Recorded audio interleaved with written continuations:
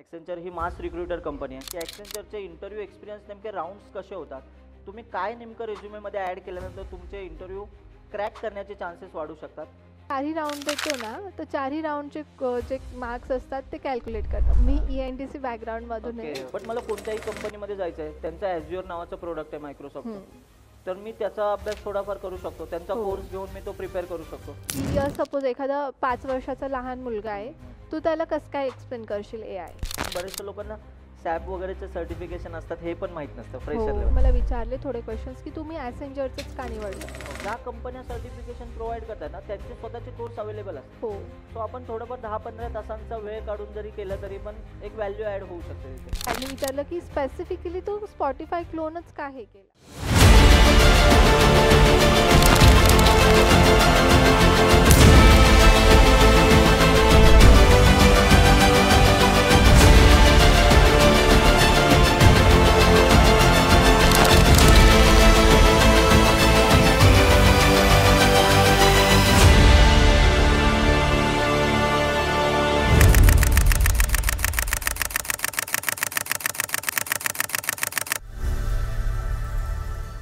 नमस्कार मंडळी, पुन्हा एकदा स्वागत आहे तुमचं कोर्टवे पॉडकास्ट सिरीजमध्ये. सो ॲक्सेंचर कंपनीबाबत तुम्ही तर ऐकलेलं असेलच. ॲक्सेंचर ही मास रिक्रुटर कंपनी आहे. बऱ्याचशा इंडियातल्या कॉलेजेसमध्ये फ्रेशरला हायर करण्यासाठी ही कंपनी नक्कीच तिथे अवेलेबल असते. मास रिक्रुटर असल्यामुळे 400-500 student count at a time ती बल्कमध्ये घेऊन जाते. बट ॲक्सेंचरचं जे काम आहे ते चांगल्या लेवलला प्रोजेक्ट्स हँडल करतायत. सो आपल्या लोकांना जास्तीत जास्त नवीन नवीन गोष्टी शिकायला मिळतात. तर आता बऱ्याचशा लोकांचं टार्गेट असतं की ॲक्सेंचर माझी ही कंपनी आहे, तर ही ड्रीम कंपनी आहे, मला इथे क्रॅक करायलाच पाहिजे. सो त्या कंपनीचा पाथ आपल्याला माहिती पाहिजे. सो आम्ही हाच प्रयत्न करतो आहे आमच्या पॉडकास्ट सिरीजमधून की ॲक्सेंचरचे इंटरव्ह्यू एक्सपिरियन्स नेमके राउंड्स कसे होतात, तुम्ही काय नेमकं रेझ्युमेमध्ये ॲड केल्यानंतर तुमचे इंटरव्ह्यू क्रॅक करण्याचे चान्सेस वाढू शकतात. सो आम्ही त्याचसाठी हे ॲक्सेंचरचं पॉडकास्ट सिरीज चालू केलेली आहे. आज आपल्याला ॲक्सेंचरबद्दल बोलण्यासाठीच आपल्यासोबत आहे उर्वशी. ऐकून घेऊया तिचा ॲक्सेंचरचा एक्सपिरियन्स कसा आहे आणि तिने नेमकं इंटरव्ह्यूमध्ये नेमक्या अशा काही गोष्टी सांगितल्या आणि तिचा रेझ्युमे नेमका काय सांगत होता, जेणेकरून इंटरव्ह्यूअरने तिला तो इंटरव्ह्यू क्रॅक करून ॲक्सेंचरची ऑफर दिलेली आहे. चला स्टार्ट करूया आजच्या इंटरेस्टिंग पॉडकास्टला. Hello Urvashi. Hello sir, actually मी आता फायनल इयरला आहे. माझं जेव्हा फर्स्ट टाईम म्हणजे ॲसेंचर कंपनी 2 याच्यामध्ये हायरिंग करते, एक तर ऑगस्ट आणि एक विंटर फेजमध्ये. ओके. तर माझं ऑगस्टच्या याच्यातच झालेलं. स्टार्टिंगला त्यांनी रजिस्ट्रेशन जुलैच्या एंडिंगला आणि ऑगस्टच्या स्टार्टिंगला करून घेतलं. त्यानंतर त्यांनी स्टार्टिंगला थोडं इंट्रोडक्शन वगैरे कंपनीबद्दल दिलं, सगळ्या स्टुडंट्सला दिलं. आणि आफ्टर दॅट 15-20 दिवसानंतर त्यांनी घेतलं ॲप्टिट्यूड राऊंड. तर म्हणजे त्यांचा तो फर्स्ट राऊंड असतो. टोटल 4 राऊंडमध्ये डिवाइड केलेलं असतं.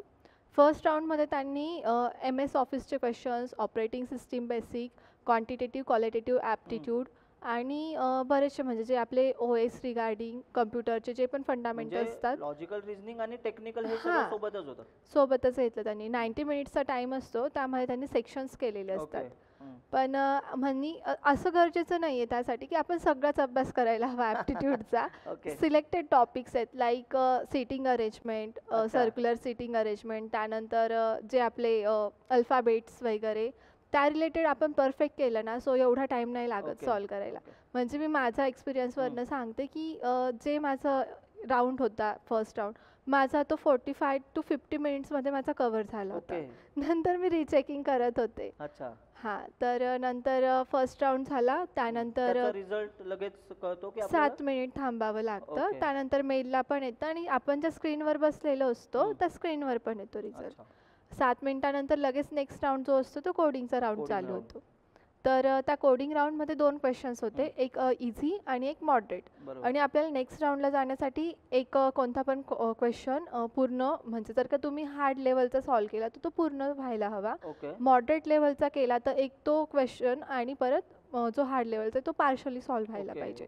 टेस्ट केसेस असं होतं. एकतर कंप्लीट व्हायलाच हवा. हो, एक तरी कंप्लीट व्हायला हवा असं होतं. माझ्या केसमध्ये जो मीडियम लेव्हलचा होता तो माझा झाला होता. 2 टेस्ट केसेस पास झाले होते त्याचे. आणि जो हार्ड लेवलचा होता त्याचे 4 टेस्ट केसेस माझ्या पास झाल्या होत्या. तरी टेंटेटिव्ह काय टॉपिक वरती क्वेश्चन होता? हां, माझा पहिला जो होता तो लूप यूज करायचा होता. त्यामध्ये सपोज n हा नंबर आहे, तर सपोज आपण 12 नंबर हा कन्सिडर केला, तर जो परफेक्ट स्क्वेअर आहे, suppose 4 is a perfect square, तर आपल्याला किती वेळेस त्याला मल्टिप्लाय करून एक स्पेसिफिक आपण जो नंबर दिलेला आहे ॲज अ इनपुट तो येईल, ॲडिशन करून त्याचं काउंट रिटर्न करायचा होता पहिल्या क्वेश्चनमध्ये. तो माझा पूर्ण सॉल्व झाला होता. सेकंड क्वेश्चन हा अरे रिलेटेड होता. तर त्या अरे रिलेटेड क्वेश्चनमध्ये त्यांनी एक बर्थ डेट घेतलेली होती आणि ऑड इव्हनचं काहीतरी केलं होतं, मला ते ॲक्च्युली आता नीट आठवत नाहीये, बट त्याच रिलेटेड होता. तो माझा पार्शली सॉल्व झाला होता क्वेश्चन आणि त्याचं तो खूप डिस्क्रिप्टिव्ह होता. तर त्यामुळे मला असं थोडं समजायला अवघड गेलं, पण मी केला सॉल्व माझ्या पद्धतीने जेवढं मला ऍक्च्युली कसं असतं, जास्त डिस्क्रिप्टिव्ह क्वेश्चन जरी असेल ना तरी मग उलट तो आपलं काम सोपं करत असतो. म्हणजे इन डिटेल्स गोष्टी भेटतात, कन्स्ट्रेंट्स आपल्याला कळतात.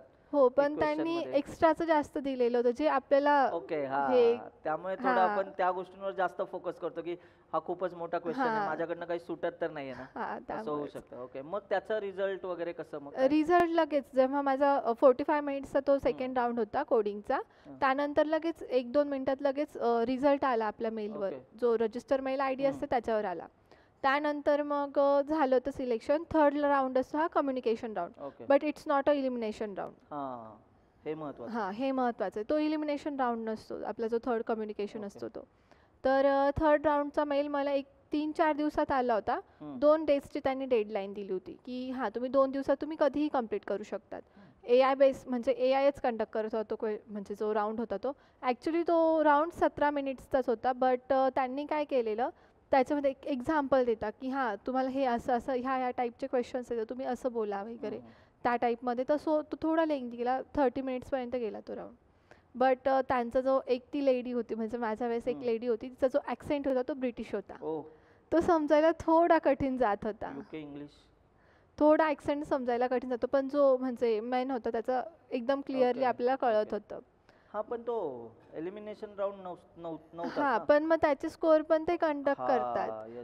जे आपण जे आपण 4ही राऊंड देतो ना, तर 4ही राऊंडचे जे मार्क्स असतात ते कॅल्क्युलेट करतात. म्हणजे हे थोडं इंटरनल माहिती, मी थोडी माहिती काढली होती त्याबद्दल, त्यामुळे.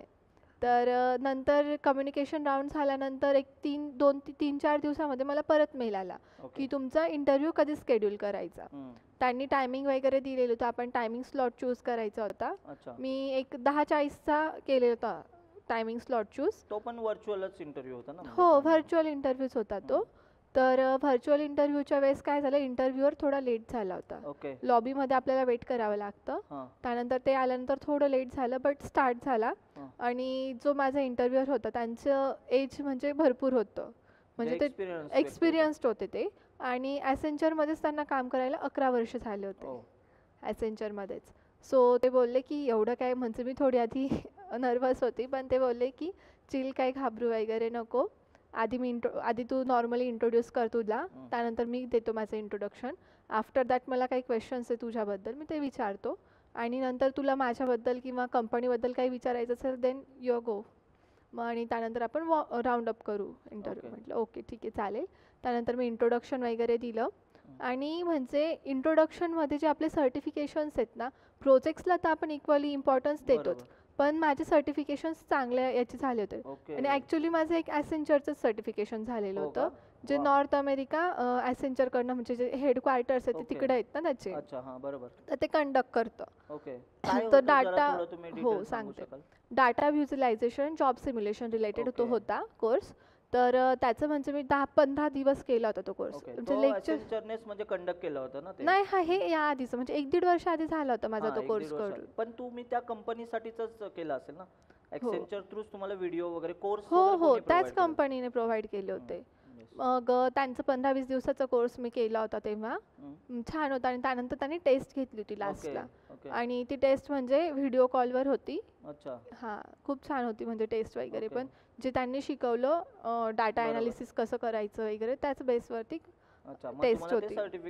तर त्यांनी सर्टिफिकेशन प्रोव्हाइड केलं होतं. नंतर एक माझं गुगल डाटा ॲनालिटिक्सचं पण झालं होतं सर्टिफिकेशन, आणि एक मायक्रोसॉफ्टचं झालं होतं. तर त्यांना एक प्लस पॉईंट वाटला की हा, हिने एवढे सर्टिफिकेशन्स केले. ॲक्च्युली या गोष्टी मॅटर करतात, कारण ते कसं असतं, आपली क्युरिओसिटी पण कळते.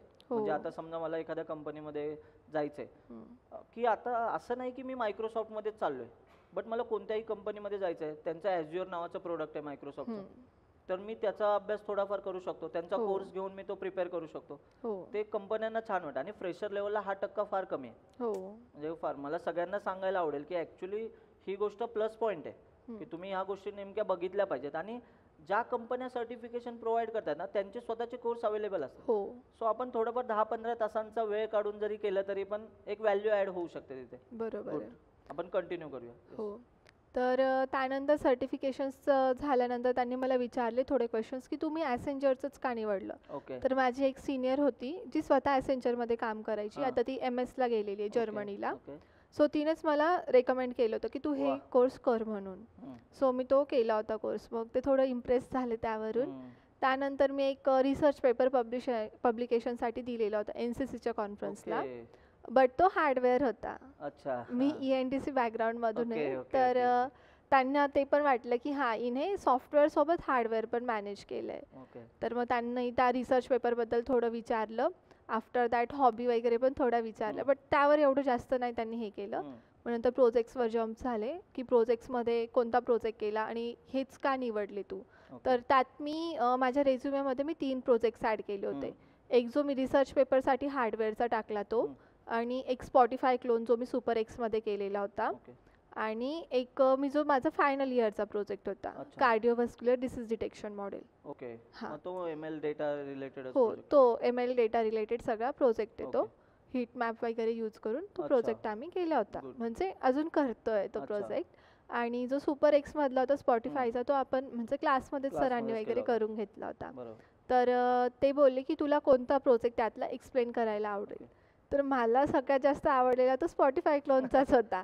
सो मी तोच एक्सप्लेन केला. मग त्यांनी विचारलं की स्पेसिफिकली तू स्पॉटिफाय क्लोनच का हे केला. ओके. दुसऱ्या पण आयडियाज होत्या. हो तू भरपूर काही आयडियाज implement करू आहेत. शकत होतीस. हो Yes. हेल्थ रिलेटेड किंवा रिअल टाइम पण भरपूर आयडियाज आहेत. तर तू मग स्पेसिफिकली तू काय आन्सर दिलं असं? मी त्यांना सांगितलं की जस्ट बिकॉज मी पण एक स्टुडंट आहे, तर मला माहिती आहे की फायनान्शियल आता आम्ही हॉस्टेलला राहतो, तर फायनान्शियली थोडं हे असतंच. तर आम्ही प्रत्येकाचं सबस्क्रिप्शन विकत नाही ना घेऊ ओके, शकत. बरोबर. सो मग मी स्पॉटिफाय क्लोन चूज केला वा. असं म्हणून.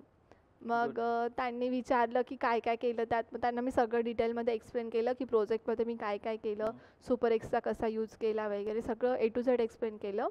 आणि त्यानंतर सरांनी मला विचारलं की ठीक आहे तू काय काय प्रॉब्लेम्स फेस केले, लिडरशिप क्वालिटीज तुझ्यामध्ये काय आहे, की एखादं रिअल टाईम एक्झाम्पल सांग जिथे तू हे केलं. मी आधी अँकरिंग वगैरे मी करायची, ओके. तर त्याबद्दल सांगितलं. आणि प्रोजेक्टमध्ये कसं मी हे केलं पुढे, तर ते पण मी त्यांना एक्सप्लेन केलं. अरे वा. हो. आणि त्यानंतर मग सरांनी मला एक विचारलं, एक म्हणजे HR राऊंड टाईप तो क्वेश्चन होता की सपोज एखादा 5 वर्षाचा लहान मुलगा आहे, तू त्याला कसं काय एक्सप्लेन करशील AI. ओके. एक्सप्लेन कसं काय करशील तू AI. मग मी थोडं विचार केला. मग त्यांना सांगितलं त्याला म्हणजे रोबोट्स वगैरे जे AI बेसिस टूल्स आहेत किंवा ज्या गोष्टी आहेत गॅजेट्स रिअल टाईममध्ये ते आणेल आणि त्याला हळूहळू थोडं त्याचं यूज टू करेल की हे असं वर्क करतं वगैरे. तर बोल ते त्यांना चांगलं वाटलं म्हणजे बेसिकली. ओके. बस इंटरव्ह्यूचं तर. आणि हां लास्टला त्यांनी मला विचारलं की तुला काही क्वेश्चन्स आहेत का कंपनी रिलेटेड किंवा माझ्या रिलेटेड. तर मी त्यांना 2 क्वेश्चन्स विचारले होते लास्टला. त्यातला एक क्वेश्चन होता जर का माझं सिलेक्शन झालं ॲसेंचरमध्ये तर मला अजून कोणत्या नवीन टेक्नॉलॉजीज अडॉप्ट कराव्या लागतील किंवा ओके. शिकाव्या लागतील का. गुड. हा एक क्वेश्चन मी त्यांना विचारला. आणि सेकंड मी विचारला की जॉईनिंग झाल्यानंतर SAP वगैरे हे जे सर्टिफिकेशन्स आहेत ते कंपनी प्रोव्हाइड करते का किंवा काही स्कॉलरशिप ओके. वगैरे प्रोव्हाइड करते का. सो त्यांना ते पण मे बी इम्प्रेसिव्ह वाटलं Impressive असावं. वाटलंच असणार नक्कीच, कारण ती क्युरिओसिटी दिसते की अरे एवढं माहिती असणे. आता कारण बऱ्याचशा लोकांना SAP वगैरेचे सर्टिफिकेशन असतात हे पण माहित नसतं फ्रेशर हो. लेवल. आणि ठीक आहे त्यात काही चुकीचं पण नाहीये. कॅम्पसमध्ये कंपनीमध्ये गेल्यानंतर आपल्याला कळतं आपल्या कॅम्पसला हे डिस्कशन पण नाही होत. म्हणजे बरोबर. कॉलेज लेवलला आपण हा कधी विचारही नाही करत. बट तुम्ही ह्या लेवलला पण असे क्वेश्चन विचारले म्हणजे त्यांना ते इम्प्रेसिव्ह वाटतं थोडं. ओके. आणि सरांनी म्हणजे असं नॉर्मली HR बेस काही क्वेश्चन्स विचारले. That's it. ओके. म्हणजे तुमचा ओव्हरऑल इंटरव्ह्यू छान, म्हणजे सगळं म्हणजे तुम्हाला सांगता आलंय हो. की प्रोजेक्ट वगैरे त्या गोष्टी वगैरे. हां आणि इम्पॉर्टंट गोष्ट म्हणजे की बी कॉन्फिडंट. इफ तुम्हाला कोणती गोष्ट येतही नसेल ना बरोबर. तर कॉन्फिडन्सने तुम्ही रिप्रेझेंट कसं करतात त्यावर सगळ्या गोष्टी डिपेंड असतात. बरोबर. बरोबर. आता म्हणजे इंग्लिश तर आपल्या सगळ्यात मेन अस्पेक्ट असतोच, बरोबर. पण तुम्ही किती कॉन्फिडंटली बोलता म्हणजे असं हायर एकदम वर्ड्स यूज करायची नाही गरज नाही. जागन्स काय करायची गरज नाही. हां but थोडं आपण व्यवस्थित बोलू शकलो पाहिजे. हां, कॉन्फिडंट आणि कामली बोलायचं फक्त. गुड. सो तुम्ही सगळ्यांनी इंटरव्ह्यू एक्सपिरियन्स ऐकलेला असेलच की तिने ॲक्सेंचरचा इंटरव्ह्यू सांगताना तिच्या एंडनेच तिने जास्त गोष्टी बऱ्याचशा सांगितल्या, जसं की प्रोजेक्ट झालं, सर्टिफिकेशन झालं. म्हणजे मी नेहमी लेक्चरमधनं ह्या गोष्टी बोलतो की तुम्हाला फक्त असं झापड लावल्यासारखं नाही शिकायच्या गोष्टी. आपल्याला बाकीचं जगात पण नेमकं नक्की काय चाललंय, आत्ताच्या गोष्टी काय चालल्यात हे पण गोष्टी मॅटर करतात. जसं तुम्ही एक नोटीस केलेलं असेल त्यांच्या प्रोजेक्टमध्ये ते व्हेरिएशन होतं. जसं की त्यांचा लास्ट इयरचा प्रोजेक्ट तो ML related, data related project आहे. एक त्यांनी क्लोन बनवल्यासारखा एक म्हणजे प्रोजेक्ट करायचा ट्राय केला की स्पॉटिफाय आम्हाला बनवायचं आहे. त्याच्यातनं पण ते एक आयडिया आली की हे ऑलरेडी युजर आहेत आणि यातनं आयडिया घेऊन ते काहीतरी बनवत आहेत. सो अशा गोष्टी पण इम्पॅक्ट पडतात, कारण की इंटरव्ह्यूअर ह्या गोष्टी पण नोटीस करतो की तुम्ही नेमका काय प्रोजेक्ट केला आहे. ठीक आहे. सो तुम्हाला ह्यांच्या पॉडकास्टमधनं नक्कीच गोष्टी कळल्या असेल. ॲक्सेंचर क्रॅक करायचे तर याचाच अर्थ तुम्हाला प्रोजेक्ट स्वतःहून करायचा आहे, कन्सेप्ट तुमच्या क्लिअर असल्या पाहिजेत आणि तुम्ही सर्टिफिकेशन केलेलं असेल तर तो प्लस पॉईंट नक्कीच राहू शकतो. ठीक आहे. सो छान इंटरव्ह्यू होता तुमचा, एक्सपिरियन्स आम्हाला ऐकायला आवडला. So thank you so much. Welcome sir, thank you.